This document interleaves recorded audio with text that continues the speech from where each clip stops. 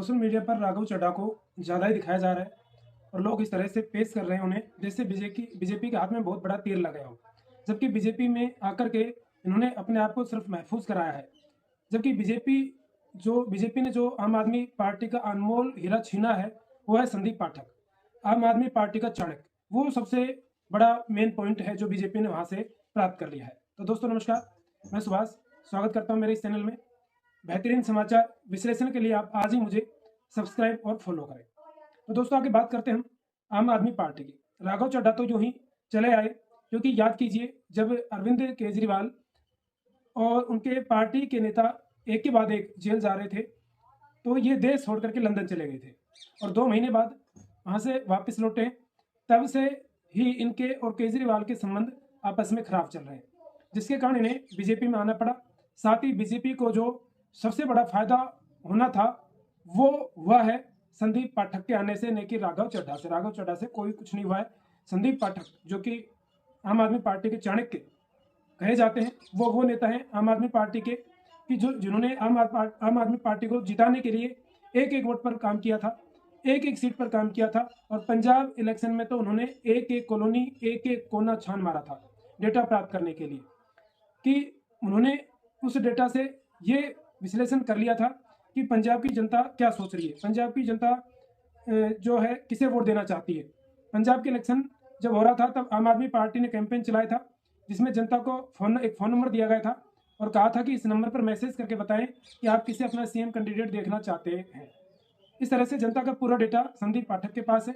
इस तरह से उन्होंने यह भी पता लगाया कि जनता क्या सोचती है, किस नेता को कितने मार्क्स देती है, किस पॉइंट पर रखती है।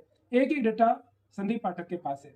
अगर ये बीजेपी में शामिल हो जाते हैं तो बीजेपी के हाथ पूरे पंजाब का जो है वोटों का जो पूरा का पूरा गट्ठर हाथ लग जाता है। और साथ ही बीजेपी पंजाब में अपने आप को एक मजबूत पार्टी के रूप में प्रस्तुत कर सकती है।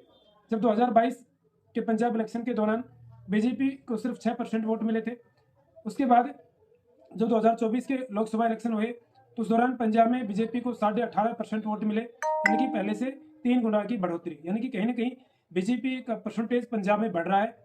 अब डेटा एक्सपर्ट जो संदीप पाठक, जो पूर्व आप नेता हैं, जैसे नेता यदि बीजेपी में आ जाते हैं तो कहीं ना कहीं बीजेपी पंजाब में दूसरी पार्टियों को बहुत ही जबरदस्त टक्कर दे सकती है।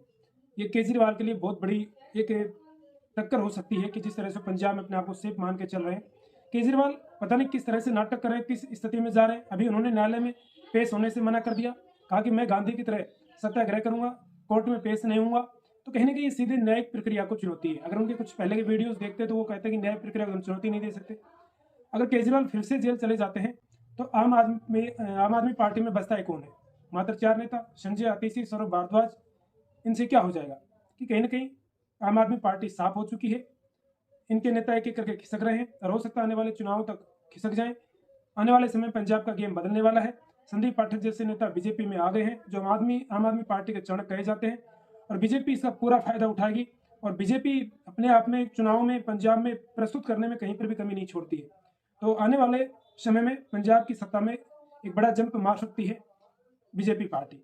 तो यहाँ पर कहीं ना कहीं हमें आम आदमी पार्टी का सुपड़ा साफ होता दिखाई दे रहा है कि कितने नेता थे शुरुआत से लेकर के हम आज तक देखते हैं। योगेंद्र यादव, कुमार विश्वास और भी बहुत सारे अच्छे अच्छे नेता थे जो आम आदमी पार्टी को छोड़ करके चले गए। यानी कि आम आदमी पार्टी जिस चीज़ को लेकर के सत्ता में आई थी, इसका जो लक्ष्य था, इसके जो ध्येय थे, इसके जो नियम थे, वो सब इन्होंने एक साइड में रख दिए हैं और एक अलग ही रास्ते पर चली। यानी कि सत्ता में आना है, चाहे टीएमसी के साथ गठबंधन करना पड़े, चाहे कांग्रेस के साथ करना पड़े, यानी कुछ भी करना पड़े, मोदी को हराना है, सत्ता में आना है। भाई आप अगर सभी पार्टियों के तरह चलोगे तो आप भी सबके जैसे हो गए तो जनता आपको क्यों वोट देगी? और कहीं ना कहीं ये कुछ केजरीवाल की कमी रही है और कुछ केजरीवाल में भी घमंड आ गया कि पहले किस तरह से एक छोटी सी कार में घूमते थे, उसके बाद में आपने शीश महल का जिक्र सुना होगा, लग्जरी लाइफ जीना उनकी आदत हो गई। तो लोगों ने जिस प्रकार से आम आदमी यानी कि सिंपल गरीब साधारण आदमी समझ करके इस पार्टी को जो सत्ता में लेकर आए थे वो चीज़ इसमें रही नहीं, और उसी की वजह से कहीं ना कहीं आने वाले समय में भविष्य में आम आदमी पार्टी का नाम हमें देखने को मिलेगा ही। 2-4 चुनाव हो जाते हैं उसके बाद शायद से समाप्ति हो जाए, ऐसी पूरी संभावना जिस तरह से लक्षण दिखाई दे रहे हैं हमें लग रहे हैं। तो आपकी क्या राय है कमेंट में जरूर बताएं हमें। आज का वीडियो अच्छा लगा है तो एक लाइक जरूर करें और इस तरह के विश्लेषण देखने के लिए आज ही मुझे फॉलो और सब्सक्राइब करें। जय हिंद, जय भारत।